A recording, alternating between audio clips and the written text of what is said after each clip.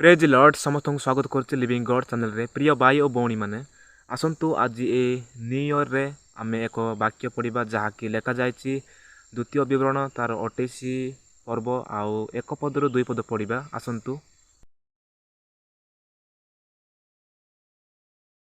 मु आज सदाप्रभु तुम परमेश्वरंकर जेउ जेउ आज्ञा तुमको आदेश करुछि से सबु मानिबा पाई ओ करिबा पाई जदि तुमबे ताहांकर बरे जन्मपूर्वक कर्णपात करिब तेबे सदाप्रभु तुम परमेश्वर पृथ्वीस्थ समस्त देशीय लोकंक अपेक्षा तुमको श्रेष्ठ करिबे। दुई पद पढ़िबा।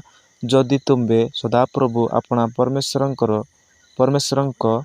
रब शुणिब तेबे एही सबु आशीर्वाद तुम उपरे बर्तिब और तुमर संग धरिब। प्रिय भाई और भौणी माने आमे सदाप्रभु को रब शुणिबा उचित। आउ एही न्यू ईयर रे बा एही हैप्पी न्यू ईयर रे आमे माने आउ ए नूतन वर्ष रे आमे सदाप्रभु को रब शुणिबा आउ सदाप्रभु को आज्ञा विधि गुडी को आमे पालन करबा उचित आउ आमे माने आशीर्वाद पाइबा।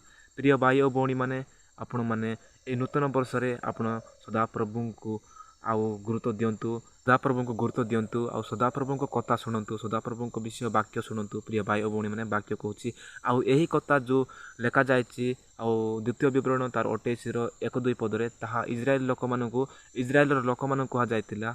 प्रिय भाई और भौणी माने आउ ए वर्तमान समय रे आंबे माने मध्य ए वाक्य पढ़ले समस्त मनुष्य मानकु ही कहा जायछि।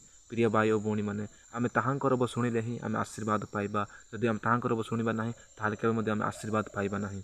प्रिय भाई और भौणी माने ए छोटिया मेसेज दितिला आज। प्रिय भाई और भौणी माने समस्त को शेयर करंतु मेसेज जेमति समस्त लोग जानंतु आउ ए नूतन वर्ष रे समस्त प्रभु को रब शुणंतु, प्रभु को आगमन पर्यंत से माने आउ धैर्य धरि रहंतु बोली समस्त को प्रेज लॉर्ड।